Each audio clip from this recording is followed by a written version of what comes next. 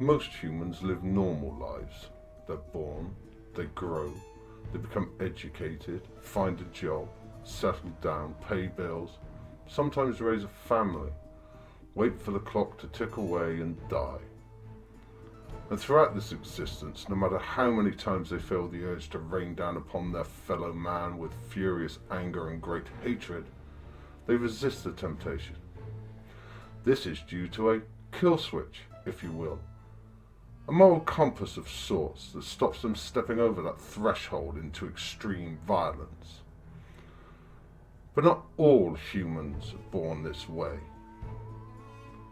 Some see you as nothing more than cattle awaiting the slaughter.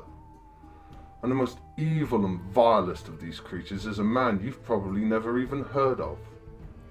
That man is Pedro Lopez. Born on the 8th of October 1948, Lopez was the seventh of 13 children. His father was killed in La Violencia, a bitter war that would leave a scar on Colombia that would never truly heal, and his mother was, according to Lopez, a prostitute.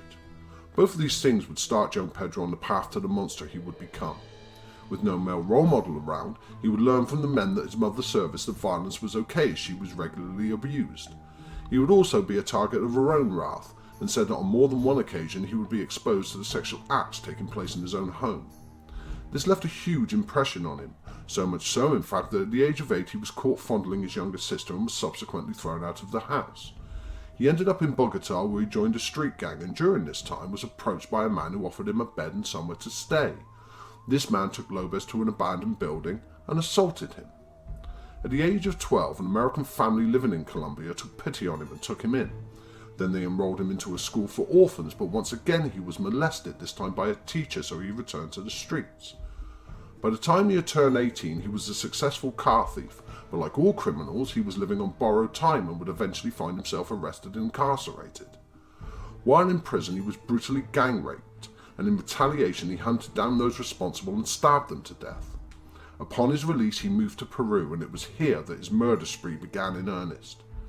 He targeted girls around the age of 12 and claimed that by 1978 he had already murdered 100, luring each to remote areas before raping and killing them.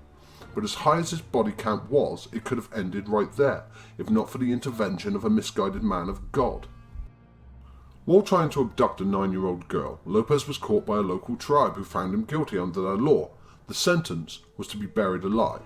But considering it a barbaric practice, the missionary intervened and persuaded them to hand him over to the Peruvian police. Once in their custody, they simply deported him back to Colombia without a single mention of his crimes. With Peru now off limits, Lopez would use Colombia and Ecuador as his hunting grounds, and hunt he did, as scores of young girls went missing. It was only when the boldness he exhibited in Peru broke through again would he finally be caught. Trying to lure away the daughter of a local vendor, Lopez would be trapped by the father and his friends and arrested. At first, Lopez refused to say anything, and it took Pastor Cordova Guidini going undercover in the prison for Pedro to finally talk. And talk he did. Trusting the pastor, Lopez admitted to killing 110 girls, but the police initially didn't take his claim seriously. And it wasn't until a flash flood unearthed the remains of one of his victims, leading Lopez to then show the police where he'd buried the others, did they realise the kind of monster they had on their hands. He said that he averaged 3 girls a week and told the Ecuadorian officials, "I like the girls in Ecuador. They are more gentle and trusting, more innocent."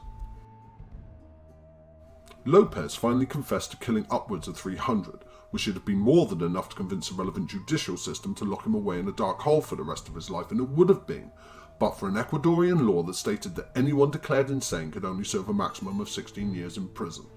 Lopez was declared insane. On August 31st, 1994, Lopez was released 2 years early for good behaviour and instantly deported back to Colombia. This time though, the Colombian authorities would be waiting to arrest him and charge him with a 20-year-old murder. Once again, insanity would be Pedro's friend, and he would never face trial for his crimes, instead being transferred to a psychiatric ward.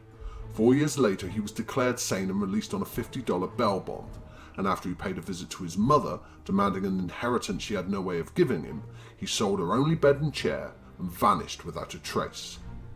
Nobody knows what became of the monster of the Andes, or whether he is still among us. But Pedro Lopez is nothing if not a survivor, so there's a very good chance that he's still alive, even at the age of 72. This leaves the question that no one seems to want to answer. Upon his release, did he go back to his old ways? Claiming that somebody is sane after 50 years of madness, with only 4 years in a mental institution, should tell you all you need to know about his rehabilitation. And if that doesn't convince you, then the fact that he was a prime suspect in a murder in 2002 really should. His final tally may never be known, but with an extra 22 years of freedom under his belt, and the whole world not knowing where he is, there's a very good possibility that the final score on his card will make his original 300 pale into insignificance by comparison. Evil such as Pedro Lopez never dies.